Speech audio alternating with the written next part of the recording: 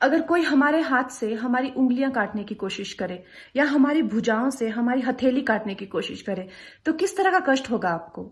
वही कष्ट पहुंचाया है चाइना ने हमें लद्दाख पर अपनी लालची नजरें गड़ा के, और वहां हमारी सीमा का एक एक इंच बचाते हुए हमारे 20 जवान शहीद हो गए हैं। क्या भूल पाएंगे आप उनकी माओं के आंसू, उनकी विधवाओं की चीखें और उनके बच्चों के दिए बलिदान को?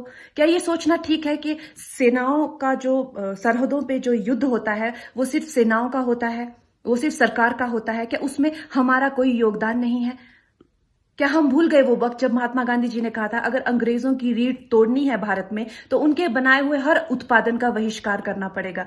तो क्या ये जरूरी नहीं है कि हम भी इस युद्ध में हिस्सा लें? क्योंकि लद्दाख सिर्फ एक जमीन का टुकड़ा नहीं है, भारत की अस्मिता का एक बहुत बड़ा हिस्सा है, भारत की हथेली है। हम उसे किसी तरह से इस दुश्मनों के उनके गंदे इरादों में सफल नहीं होने दे सकते। तो क्या हम लोगों को इसमें हिस्सा नहीं लेना चाहिए कि जो चाइनीज जितनी भी गुड्स हैं, जितने भी उनके प्रोडक्ट्स हैं, जिन भी कंपनीज में उन्होंने इन्वेस्ट किया हुआ है, उनसे उनको रिटर्न्स आते हैं, रेवेन्यूज आते हैं, ऑर्गेनाइजेशन है, उन सब का बहिष्कार करें ताकि वो उस संपत्ति से जो यहां से इंडिया से इकट्ठी करके जाते हैं, उस संपत्ति से हथियार खरीद के हमारे सैनिकों के सीने छन्नी करते हैं। तो क्या हम इस युद्ध में हम चाइना का साथ दे सकते हैं? आप बताइए। ये क्या हमारा कर्तव्य नहीं है कि हम अपनी सेनाओं का और अपने सरकार का साथ दें?